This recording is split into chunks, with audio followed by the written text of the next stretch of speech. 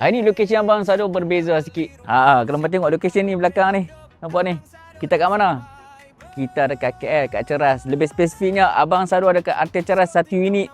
Investment unit ni memang berbaloi untuk hampa sebab kawasan ni kawasan Airbnb. Jom kita tengok Abang Sado tunjuk. Okey geng, jom main masuk tengok rumah ni. Unit ni lah yang Abang Sado beritahu tadi. Kalau hampa buat Airbnb memang cun. Sebab sini Artel Ceras kalau hampa tahu memang banyak Airbnb. Dan yang bestnya rumah ni dah siap dah semua. Kitchen cabinet, peti ais, tempat nak masak. Semua dah ready dah.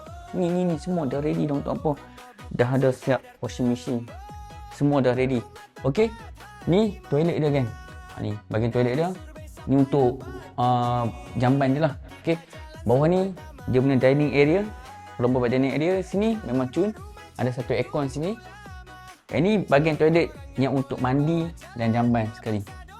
Yang ni dikira macam master bedroom dia lah. Dah ada dia punya aircon apa semua dah. Ini boleh masuk double bed. Okay, sebab apa aku tahu? Aku pun duduk Airbnb kat atas. So memang nice dia punya Airbnb kat sini. Yang ni pula, yang ni boleh masuk single bed. Ni aku bawa anak aku duduk sini lah. So dia ada satu aircon kat sini. Memang kawasan ni memang kawasan Airbnb kan. Hampa kalau buat sini untuk investment memang cun. Sebab apa? Memang nice lah. Hampa belum tengok lagi dia punya environment ni. Atas view ni lagi. Bahagian atas ni dia ada satu loft. Okay, bagi loft ni selalunya orang buat letak katil double bed sini.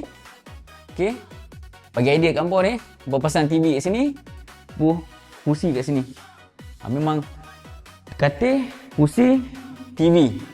Sini hampa boleh letak meja makeup ke, hampa nak buat tempat baju pun boleh. Dan best sini pun ada aircon.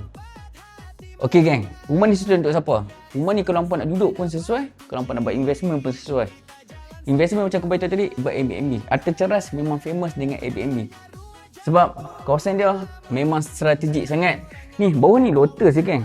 Bawah ni Lotus. Tu dekat dengan highway apa semua. Nak exit memang dekat sangat-sangat. Location wise terbaik. Sebab tu kawasan ni hampa buat Airbnb memang cun. Jangan lupa harga nak jual RM460,000 nego. Hampa nak tahu lebih detail, kontak Abang Sado Tanah. Kita selalu rodil sampai jadi. KL pun nak Abang Sado terjah juga tau.